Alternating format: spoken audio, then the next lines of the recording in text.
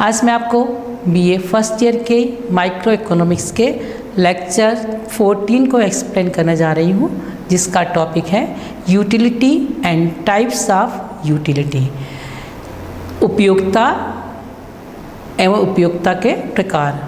सबसे पहले हम बात करेंगे उपयोगिता की अर्थात यूटिलिटी की। इसका अर्थ क्या है? यदि हम अर्थशास्त्र में बात करें तो अर्थशास्त्र में उपयोगिता जो शब्द है उसका अभिप्राय किसी पदार्थ के उपयोग से मिलने वाली संतुष्टि से होता है। जब किसी वस्तु में आवश्यकता को संतुष्ट करने की शक्ति होती है तो उसमें उपयोगिता का गुण पाया जाता है, भले ही उस वस्तु से उपभोक्ता को फायदा हो या नुकसान हो। जैसे कि नशीले पदार्थों का हम सेवन करते हैं व्यक्ति, तो नशीले पदार्थों में भले ही उपयोगिता नहीं हो, सामान्यतः वह अनुपयोगी होता है, लेकिन अर्थशास्त्र की भाषा में उसमें चूँकि उपयोगिता का गुण रखता है वह, इसलिए उपभोक्ता की आवश्यकताओं को वह संतुष्ट करता है। प्रोफेसर वाक के अनुसार उन्होंने क्या कहा उपयोगिता को कि अर्थशास्त्री के लिए उपयोगिता आवश्यकताओं को संतुष्ट करने की क्षमता को व्यक्त करता है। इसलिए हम अर्थशास्त्र में उपयोगिता के अर्थ से हमारी आवश्यकताओं की संतुष्टि से लगाया जाता है। चले भाई भले ही वह वस्तु हमारे लिए उपयोगी हो या नहीं हो, उपयोगी हो या नहीं हो से मतलब क्या होता है, स्वास्थ्य के लिए हमारे हानिप्रद हो या लाभप्रद हो, उससे कोई महत्व नहीं होता है, उसमें संतुष्टि करने का गुण होता है, इसलिए अपन उसको उपयोगिता कहा जाता है। अब इसके कैरेक्टरिस्टिक्स होते हैं, कुछ उपयोगिता की विशेषताएं होती हैं। जैसे उपयोगिता क्या है? एक सापेक्षिक शब्द है। उपयोगिता कोई भौतिक रूप नहीं होता, जिसका कोई आकार प्रकार नहीं होता है। एक हम अपना इच्छाओं की तृप्ति जहाँ होती है उसको अपन उपयोगिता से आंक लेते हैं। इसका लाभदायकता से प्रॉफिटेबिलिटी से भी कोई रिलेशन नहीं होता है।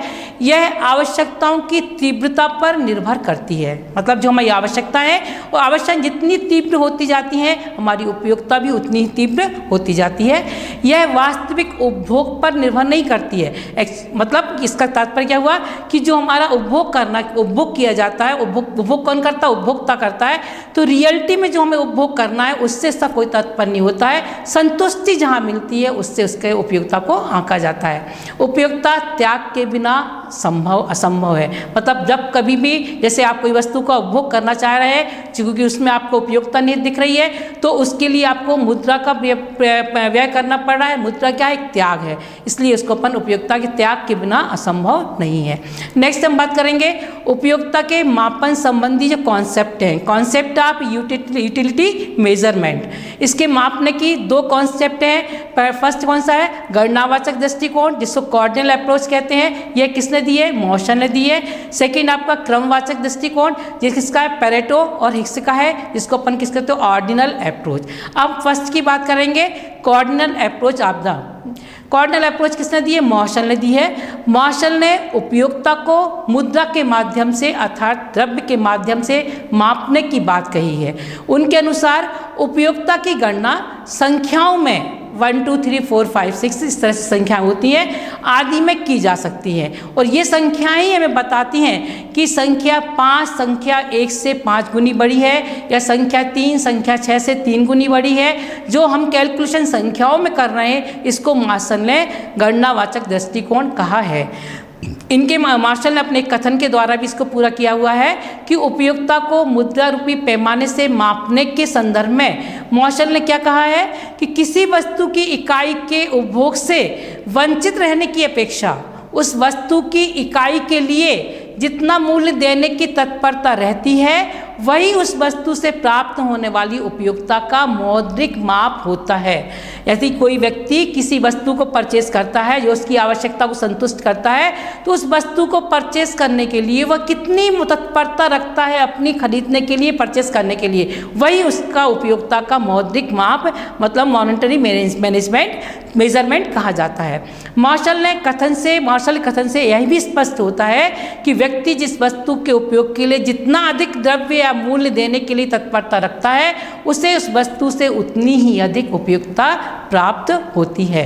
अब बात करेंगे कि कॉर्डिनल अप्रोच जो है गणनावाचक दृष्टिकोण है, उसमें उपयोगिता को दो प्रकार से मेजरमेंट किया जाता है। फर्स्ट क्या है, measurement in terms of money, मुद्रा के रूप में करते हैं। जैसे एक सेव फल की कीमत यदि 5 रुपये है तो उसके लिए सेव फल की उपयोगिता कितनी हुई, 5 रुपये के बराबर हुई, जिसको अपने मुद्रा के रूप में, मनी के रूप में उसको परचेज किया है। सेकेंड है इकाइयों, यूनिट्स के रूप में या टर्म्स ऑफ यूनिट के रूप में, इकाइयों के रूप में। जैसे प्रोफेसर फिशर ने कहा है उपयोगिता की माप के लिए उन्होंने कौन शब्द यूज किया, यूटिल शब्द का उपयोग किया है। उदाहरण के लिए हम कह सकते हैं कि एक व्यक्ति को यदि एक कप चाय के प्याले में 10 यूटिल उपयोगिता की प्राप्ति होती है और वी व्यक्ति को उसी प्याले से 5 यूटिल उपयोगिता की प्राप्ति होती है, तो इस प्रकार उपयोगिता की संख्यात्मक रूप से गिना, जोड़ा, घटाया करके तुलना या कंपैरेटिव स्टडी की जा सकती है। अब बात करेंगे ऑर्डिनल अप्रोच, क्रमवाचक उपयोगिता की। क्रम से तात्पर्य क्या हो गया, जैसे अपन प्रथम, द्वितीय, तृतीय, चतुर्थ इस तरह से संख्याएं देते हैं, तो यह संख्या के रूप न करके क्रमवाचक के रूप में अध्ययन किया जाता है। अर्थात क्रमवाचक दृष्टिकोण में उपयोगिता की मापने की आवश्यकता नहीं है। इसमें प्रथम, द्वितीय, तृतीय इत्यादि क्रमवाचक संख्याओं का सहारा लेकर के उन संख्याओं का निरपेक्ष अंतर को पता लगाया जा सकता है और ना ही इसको जोड़ा जाता है।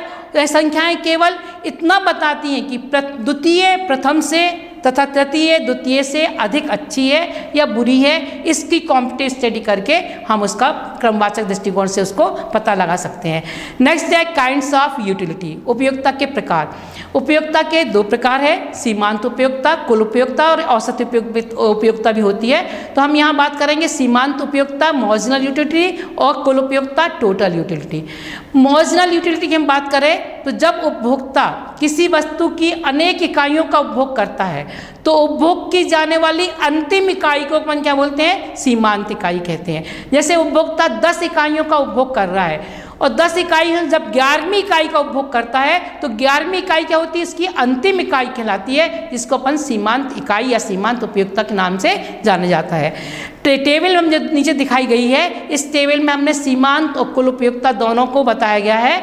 टेबल में हमने फर्स्ट टेबल में अपन रोटियों की संख्या ली है कि वहाँ पर देख रहे हैं कि 1 2 3 4 5 6 जो क्रम से संख्या बढ़ती जा रही है, तो कुल उपयोगिता भी हमारी क्या हो रही है, बढ़ती जा रही है। लेकिन सीमांत उपयोगिता क्या निकाल रहे हैं अपन तो फर्स्ट उपयोगिता और सेकंड उपयोगिता के बीच का जो डिफरेंस है उससे अपन क्या निकालते हैं, सीमांत उपयोगिता निकालते हैं। जैसे 75 है और नीचे कितना है, 45 है, दोनों के बीच का अंतर कितना है, 25 है। तो 25 जो हमारी क्या हो गई है, वो सीमांत उपयोगिता हो जाती है। सीमांत उपयोगिता अपन देख रहे हैं फर्स्ट से लेकर के 5 तक सीमांत उपयोगिता कैसी है, पॉजिटिव हो रही है, मतलब धनात्मक क्रम में बढ़ती जा रही है। और 6th में क्या हो रही है, जब कुल उपयोगिता जाकर के कांस्टेंट हो जाती है, 75 पर कांस्टेंट हो जाती है, तो सीमांत उपयोगिता हमारी कैसे होती है, 0 हो जाती है।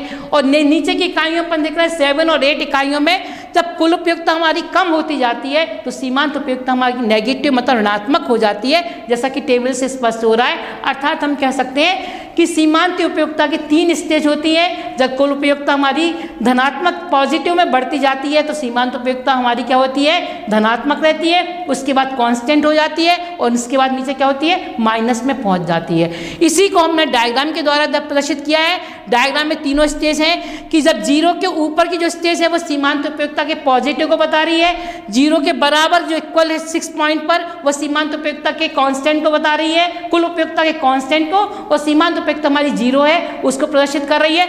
और जो बेस लाइन की नीचे की रेखा जो है वो हमें बता रही है कि यहाँ जाकर के सीमांत उपयोगिता कैसी हो जाती है, हमारी ऋणात्मक हो जाती है। तो पॉजिटिव, कांस्टेंट और नेगेटिव, ये तीनों कंडीशन हम डायग्राम के द्वारा स्पष्ट कर रहे हैं।